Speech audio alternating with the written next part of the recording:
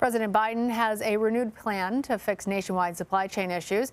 His latest announcement addresses the severe microchip shortage that impacts everything from cars and phones to at-home appliances. Skylar Henry has the details. President Biden was joined by Commerce Secretary Gina Raimondo and the CEO of Intel at the White House as he hailed the company's plan to invest $20 billion to build a semiconductor production facility in Ohio. Folks at home might be wondering, why such a big deal for manufacturing something so small, the size of a postage stamp? Well, semiconductors are small computer chips that power virtually everything in our lives. The historic announcement comes amid a shortage of the microchips worldwide, slowing down production of cars, smartphones, and other household items. Because supply is low, we find ourselves in a position that we're really behind the curve. Prices are going up. The Biden administration is now urging Congress to pass legislation to strengthen research and development that will help alleviate bottlenecks as a result of the pandemic. Congress needs to pass that bill. President Biden's push to fix and improve the nation's supply chain issues comes on the heels of him marking his first full year in office. He says the bipartisan infrastructure law and his Build Back Better plan will help produce a more productive economy. After months of setbacks, the president says he's now looking at ways to break up his signature $2 trillion plan into smaller chunks that might have a better chance of passage. We're going to get as much, a big mountain-sized chunk, whatever you want to call it, as much as we can of the Build Back Better agenda that we can get 50 votes for. The White House has not given a new targeted price tag for the spending bill or indicated what exactly it would include. Skylar Henry, CBS News, the White House. Jeff Mason, he's a White House correspondent for Reuters. They're outside of the White House for us. Hey, Jeff, as we heard in Skylar's piece, this announcement about the semiconductor facility is a significant long-term goal to alleviate supply chain issues. What is the Biden administration working on when it comes to short-term solutions? Well, that's a good question, and you're absolutely right about that. The announcement today being much more long-term. I don't think that facility is going to be built in Ohio for some time, but it was a boost, or they wanted it to be a boost anyway, for what the president has been saying, which is that they're working on this issue, and they're working specifically on the semiconductor issue, which they noted because automobiles in particular are helping to push up inflation dramatically, and a lot of that is because they're not getting the chips that they need, and they're not getting these semiconductors. But to your specific question, one of the things that they talk about needing in order to fight inflation in the shorter term is to get provisions of the Build Back Better bill passed.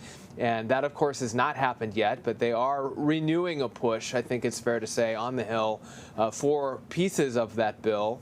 And otherwise, the president referenced in his press conference this week that the Fed has a responsibility to fight inflation, and clearly he was signaling his support while also noting the importance of the Fed's independence. But it definitely seemed like he was also saying, hey guys, go ahead and take this on because it needs to happen.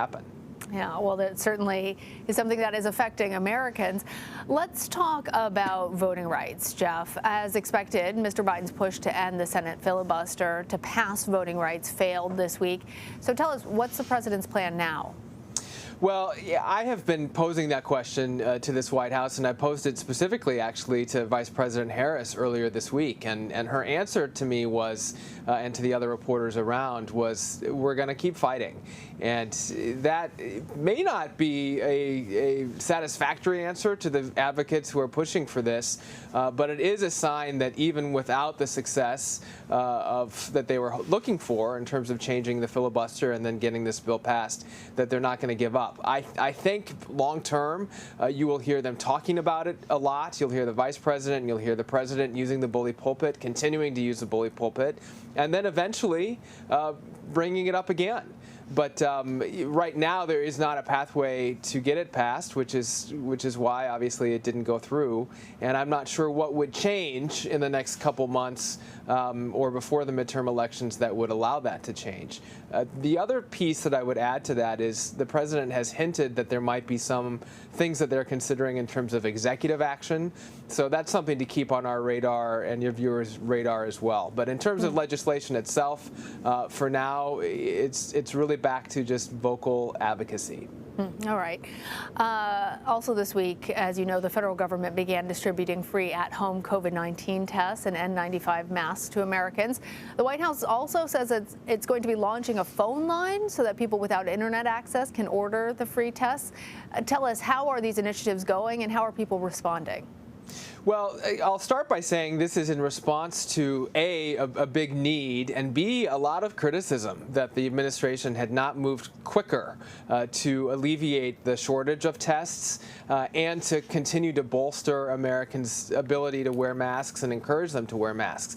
The president, of course, spent a good chunk of the last year really pushing vaccination, and they're continuing to push vaccination. But experts say there are other really important tools in the toolbox for dealing with the pandemic, and those include having a robust testing supply and having people wear masks. So that's a long way of saying that's what was the genesis of these things. And to your question about how are they being received, I would say, well, I mean there are lots of people who went onto that website to start ordering the tests. The masks themselves will not be available in pharmacies and community centers until next week, but I suspect that they will be used and that people will pick them up because they're free.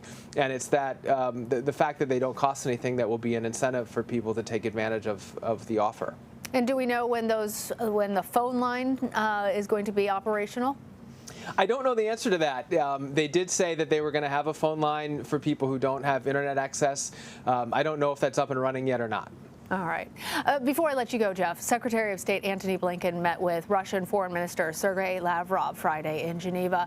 Blinken said that President Biden and President Putin may meet to resolve the issue with Ukraine. Tell us, what's the White House saying about this right now, and how likely is it that the two leaders will actually meet? Well, it's hard to answer the second question. The president has indicated that he's open to that. He said that at his press conference. He had a meeting with President Putin last year, right. And so it's certainly possible that they would do that again.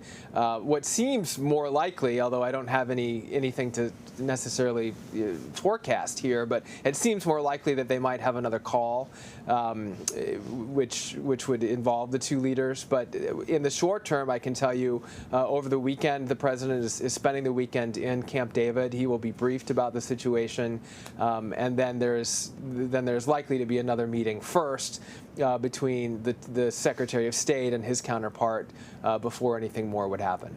All right. Jeff Mason, thank you, and stay warm out there. Thank you.